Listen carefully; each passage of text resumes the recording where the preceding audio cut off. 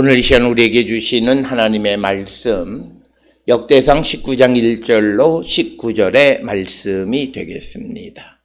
역대상 19장 1절로부터 19절에 있는 말씀 한 목소리로 합독하시겠습니다. 그 후에 암몬 자손의 왕 나하스가 죽고 그의 아들이 대신하여 왕이 되니 다윗이 이르되 한운의 아버지 나하스가 전에 내게 호의를 베풀었으니 이제 내가 그의 아들 한운에게 호의를 베풀리라 하고 사절들을 보내서 그의 아버지 죽음을 문상하게 하니라.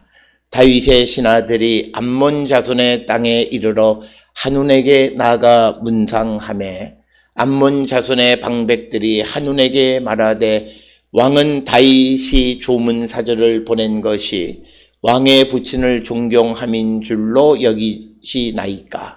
그의 신하들이 왕에게 나온 것이 이 땅을 엿보고 정탐하여 전복시키고자 함이 아니니까 하는지라. 한운이 이에 다윗의 신하들을 잡아 그들의 수염을 깎고 그 의복을 볼기 중간까지 자르고 돌려보내매 어떤 사람이 다윗에게 가서 그 사람들이 당한 일을 말하니라. 그 사람들이 심히 부끄러워함으로 다윗이 그들을 맞으러 보내 왕이 이르기를 너희는 수염이 자라기까지 여리고에 머물다가 돌아오라 하니라. 암몬 자손이 자기가 다윗에게 밉게 한 줄 안지라. 한운과 암몬 자손은 더불어 은 1000달란트를 아람 나하라임과 아람 마가와 소바에 보내 병거와 마병을 싹 내되 곧 병거 32,000대와 마가 왕과 그의 군대를 고용하였더니 그들이 와서 메드바 앞에 진침해 암몬 자손이 그 모든 성읍으로부터 모여와서 싸우려 한지라. 다윗이 듣고 요압과 용사와 온 무리를 보냈더니 암몬 자손은 나가서 성문 앞에 진을 치고 도로 온 여러 왕은 따로 들에 있더라. 요압이 앞뒤에 친 적진을 보고 이스라엘에서 뽑은 자 중에서 또 뽑아 아람 사람을 대하여 진을 치고 그 남은 무리는 그의 아우 아비새의 수하에 맡겨 암몬 자손을 대하여 진을 치게 하고 이르되 만일 아람 사람이 나보다 강하면 내가 나를 돕고 만일 암몬 자손이 너보다 강하면 내가 너를 도우리라. 너는 힘을 내라. 우리가 우리 백성과 우리 하나님의 성읍들을 위하여 힘을 내자. 여호와께서 선히 여기시는 대로 행하시기를 원하노라 하고 요압과 그 추종자가 싸우려고 아람 사람 앞에 나아가니 그들이 그 앞에서 도망하고 암몬 자손은 아람 사람이 도망함을 보고 그들도 요압의 아우 아비새 앞에서 도망하여 성읍으로 들어간지라. 이에 요압이 예루살렘으로 돌아오니라. 아람 사람이 자기가 이스라엘 앞에서 패하였음을 보고 사신을 보내 강 건너편에 있는 아람 사람을 불러내니 하다레셀의 군대 사령관 소박이 그들을 거느린지라. 어떤 사람이 다윗에게 전하며 다윗이 온 이스라엘을 모으고 요단을 건너 아람 사람에게 이르러 그들을 향하여 진을 친지라.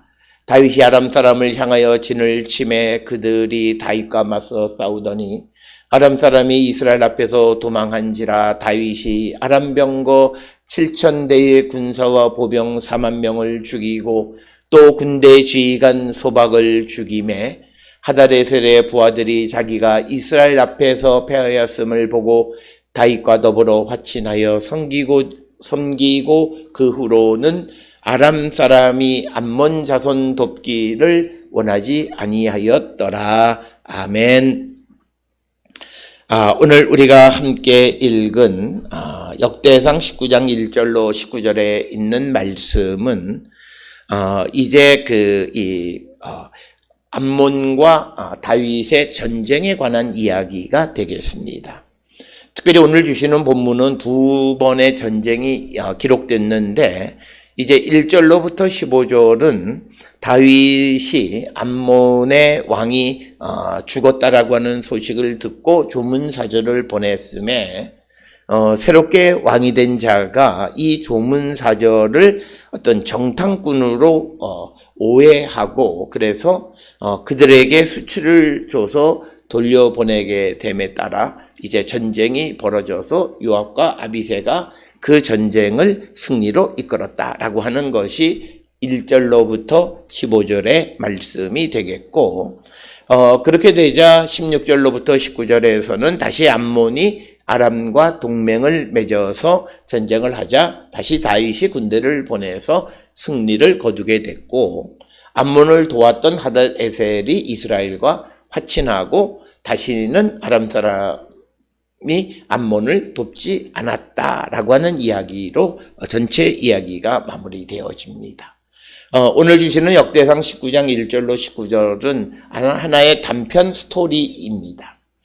이 스토리가 구체적인 내용들을 언급하기보다는 이제 다윗의 승리를 강조하기 위해서 특별히 이 전쟁의 상대로 나타난 암몬과 연합한 아람의 군대의 숫자 그리고 암몬이 그 아람으로부터 사온 무기의 숫자들에 대해서는 정확하게 기록하고 있지만 그러나 전쟁이 어떻게 진행되어졌는가라고 하는 것에 대해서는 그렇게 자세하게 언급되어져 있지는 않습니다. 따라서 오늘 우리가 본 역대상 19장 1절로부터 19절은 다윗과 암몬의 전쟁에 관한 하나의 보고서 형식을 취하고 있는 그런 것이 되겠고 특별히 오늘 주시는 이 본문의 말씀에서 우리에게 이 역대기 역사가가 이것을 보여주는 이유는 이제 역대상 17장에서 하나님께서 다윗에게 약속해 주신 것이 이제 18장에서 이제 블레셋과의 전쟁이나 여러 가지 전쟁을 통해서 그것을 이루어 주셨고 또 하나는 이제 이스라엘에게 가장 적대적이고 이스라엘에게 어떻게 보면 좀 버거웠던 그런 이 적이었던 암몬을 물리치게 된 것을 기록하고 있습니다.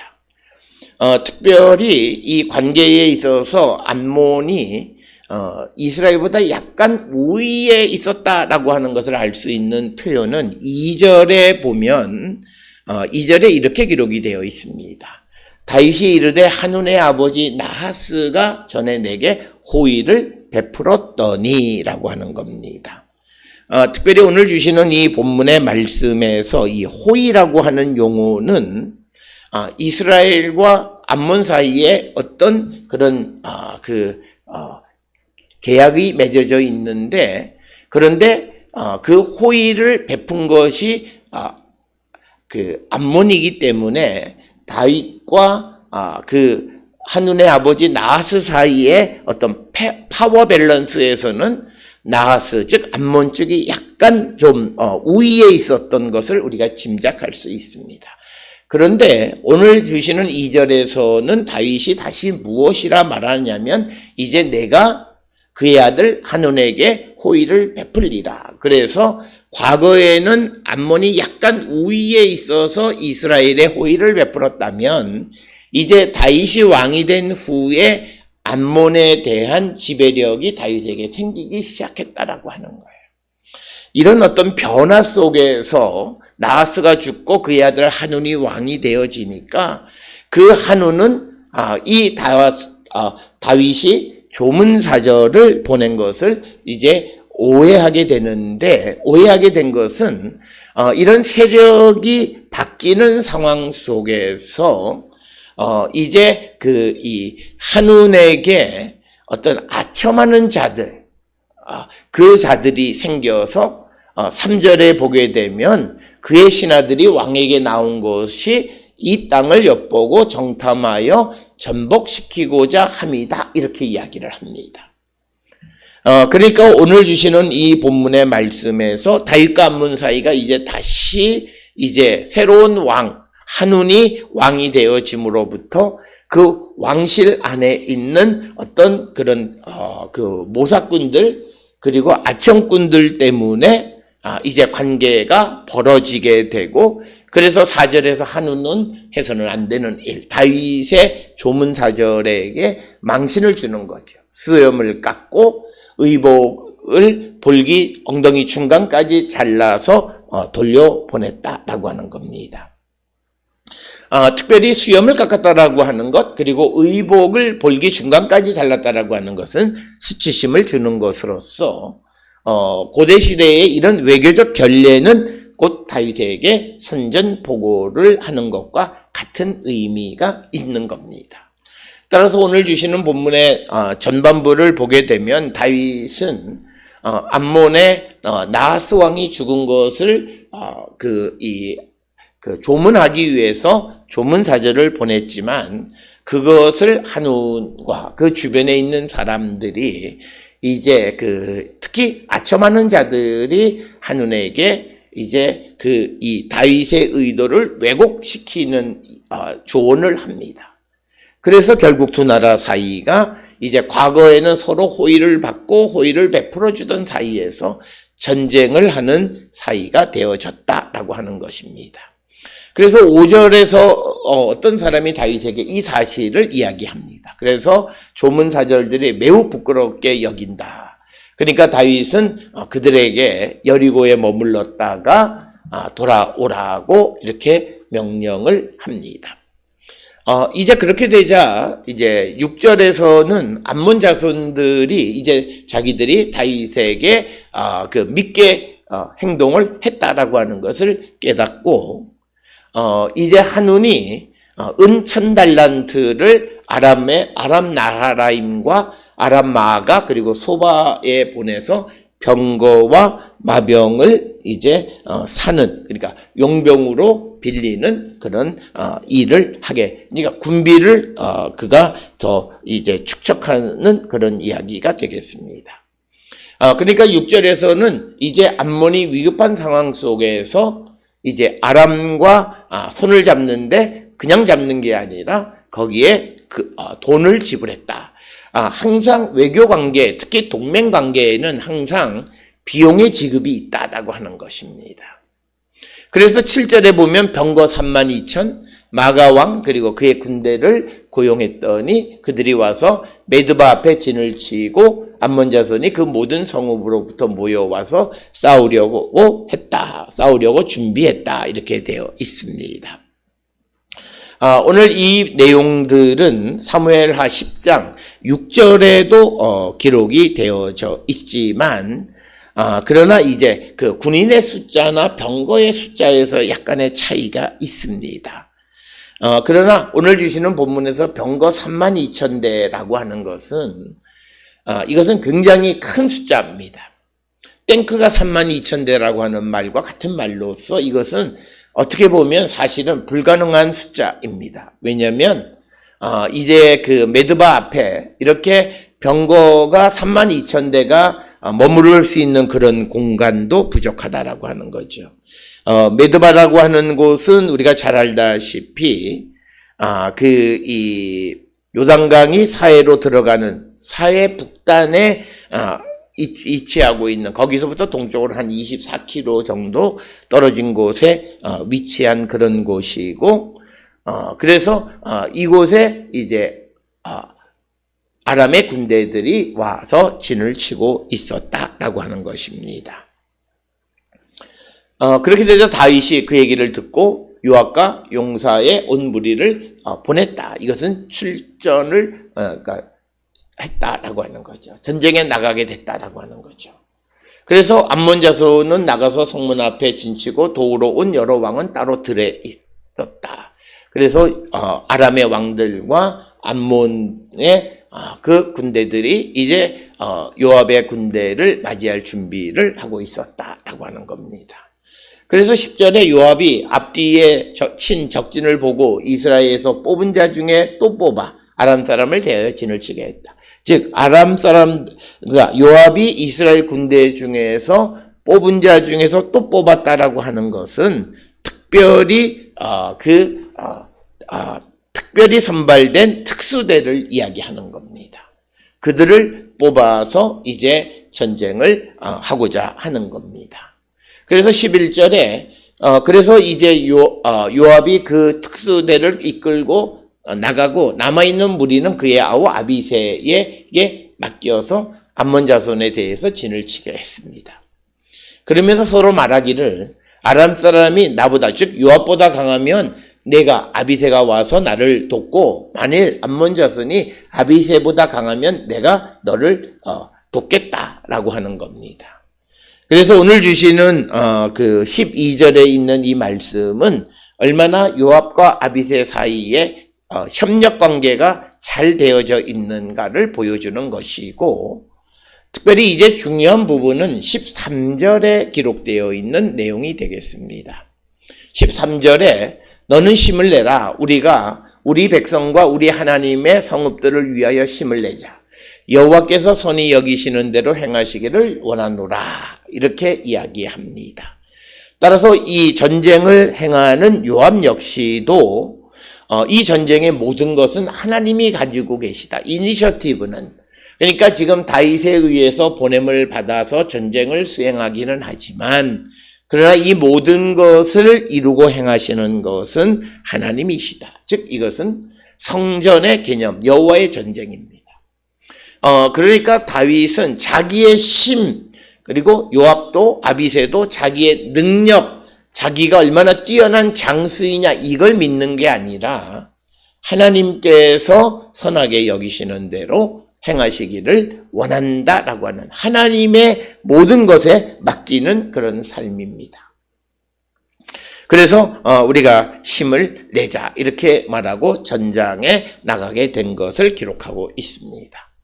따라서 오늘 주시는 이 본문의 말씀에서 우리가 그 앞에서 언급되어진 부분은 없지만 다윗이 군대를 보낼 때에도 분명 하나님께 여쭙고 그것을 잘 아는 요압 역시도 아비새 자기의 아우에게 힘을 내라고 격려하면서 하나님께서 선하신 대로 행하시기를 원하는데 여기서 말하는 선하신 것은 우리에게 승리를 주시는 대로 행하시기를 원한다라고 하는 그런 이야기가 되겠습니다. 그래서 하나님을 의지하고 전쟁에 나가게 되면 항상 이긴다라고 하는 것이 이어지는 이야기 속에서 보여집니다. 그래서 14절에 요압과 그 추종자가 싸우려고 아람 사람 앞에 나아가니 그들이 그 앞에서 도망하고 그리고 15절에 암몬 자손은 아람 사람이 도망함을 보고 그들도 요압의 아우 아비새 앞에서 도망하여 성읍으로 들어간지라. 이에 요압이 예루살렘으로 돌아오니라. 그러니까 오늘 주시는 본문의 말씀을 통해서 보면 요압은 아람 사람을 책임졌고 그의 아우 아비새는 암몬 사람을 책임졌는데 결국 암몬이나 아람의 군대 모두가 도망하고 전쟁에서 요압의 군대가 승리하고 예루살렘으로 돌아왔다라고 하는 것이 15절까지의 이야기입니다. 따라서 오늘 주시는 이 본문의 말씀에서 우리에게 주시는 승리는 다른 것이 아니라 하나님께서 하신 것이다 라고 하는 겁니다. 그래서 하나님의 도움을 받는 자는 아무리 강력한 군대가 저항을 해도 저항할 수가 없다. 아무리 강력한 자가 있을지라도 하나님의 도움을 받고 일을 하는 자를 이겨낼 수가 없다라고 하는 것을 우리에게 보여준 것이 암몬과의 전쟁에서 보여주는 이야기가 되겠습니다. 따라서 오늘 주시는 이 본문을 통해서 우리는 세상을 향해 나가 살아갈 때에 다윗처럼 어디를 가든지 항상 승리하는 자가 되려면 하나님께 여쭙고 하나님을 의지하면서 모든 일을 행하면 우리는 항상 승리하는 자가 되어질 수 있다. 그러나 우리가 이 아주 단순한 신앙의 원리를 제대로 지키지 않기 때문에 우리가 여러 가지 어려움에 직면하게 되고 여러 가지 힘든 일들을 겪게 되어지고 때로는 실패도 경험하게 되는 것을 우리는 보게 됩니다.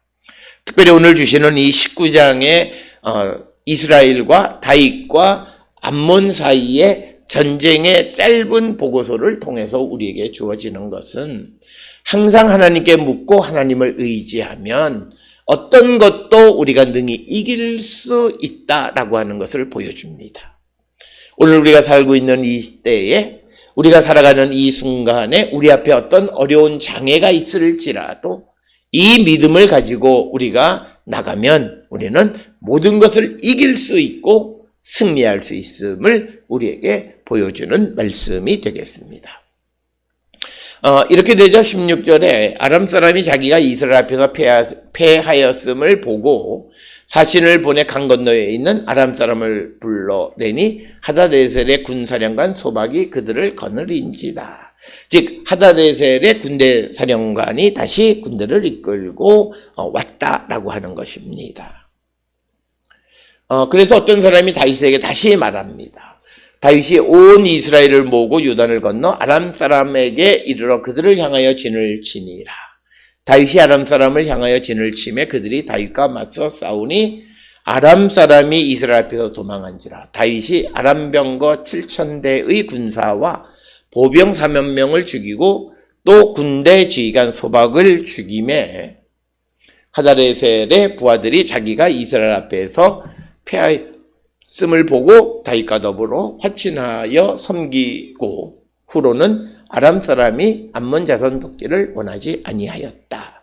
그래서 오늘 주시는 이 두 번째 16절로 19절에 있는 말씀의 두 번째 전쟁의 승리의 의미는 하나님께서 이스라엘의 그런 어떤 그 잠재적인 그런 적대 세력이었던 아람을 완전히 멸하게 하셨고, 그래서 다시는 그 아람이 암몬이나 이런 요단 동편에 있는 나라들을 도와서 도발하게 하는 일을 없게 근본적으로 모든 것을 정리하셨다라고 하는 겁니다. 그러니까 16절로부터 19절에 있는 두 번째 전쟁이 벌어졌을 때 하나님께서는 이 두 번째 전쟁을 벌리신 이유는 이제 아람 사람이 암몬 자손 돕기를 멈추게 하기 위한 것이었다라고 하는 거예요.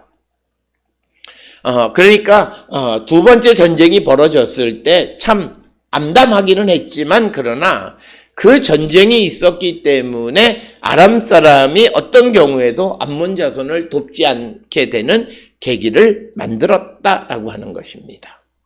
오늘 우리가 살고 있는 이 시대에 우리에게 연속적으로 어떤 어려움이 오면 우리는 굉장히 두려워하고 지치고 힘든 상황 속에 처하게 되는데 어쩌면 우리에게 어떤 한 어려움을 극복한 이후에 또 다른 어려움이 우리에게 몰려오는 그 가장 큰 이유 중 하나는 우리에게 그 근본을 완전히 잘라내기 위한 방편이다라고 하는 것을 우리가 볼 줄 알아야 됩니다.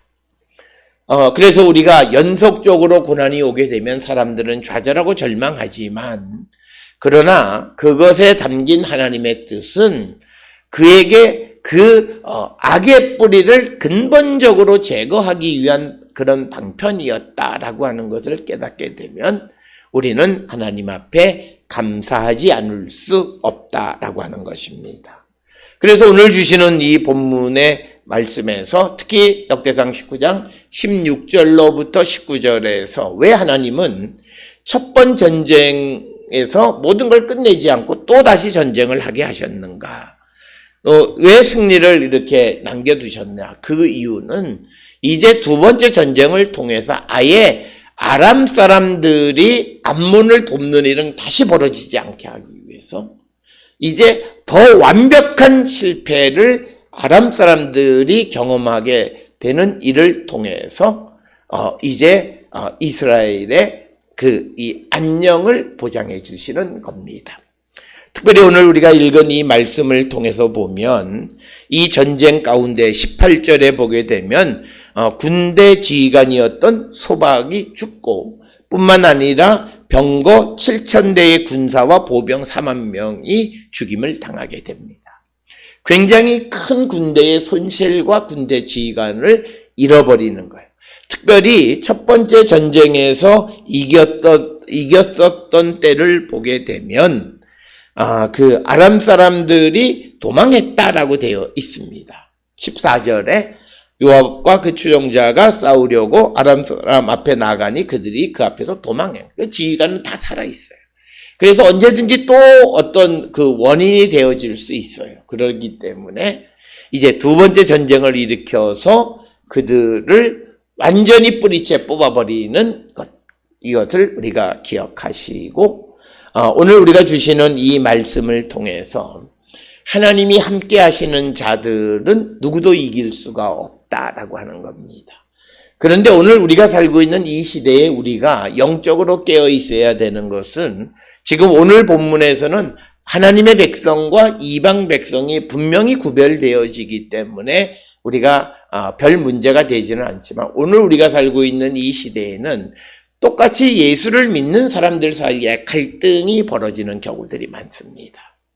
그러면서 하나님이 누구 편이신가, 어느 쪽이 하나님의 뜻인가, 그것은 우리가 세상을 살아가는데 누가 하나님의 공의와 정의, 하나님의 뜻 가운데 살아가느냐라고 하는 것으로 우리가 가늠해 볼 수 있고, 그래서 우리가 하나님이 돕는 자들을 대항하면 그 자는 비록 그가 하나님을 섬기는 자라 할지라도 실패할 수밖에 없다.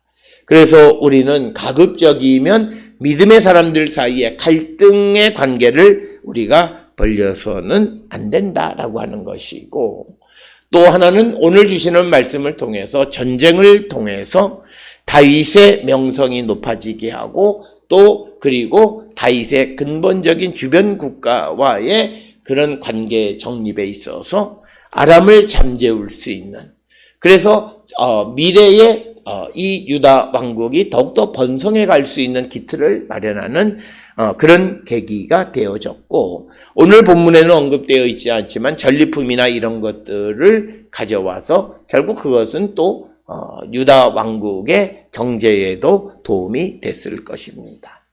그렇기 때문에 우리는 오늘을 살아가는 가운데 어떤 고난이 있을지라도 우리가 믿음을 지키고 주님의 뜻을 따라 살아가면 우리는 반드시 승리하고, 그리고 우리는 구원에 이르게 되어진다라고 하는 그 믿음을 갖고 살아가면서 어려운 환난 속에서, 역경 속에서도 우리의 믿음을 우리가 저버리지 않는, 그래서 하나님의 은혜와 복 속에 살아가는 거룩한 성도들이 다 될 수 있기를 주의 이름으로 축원합니다.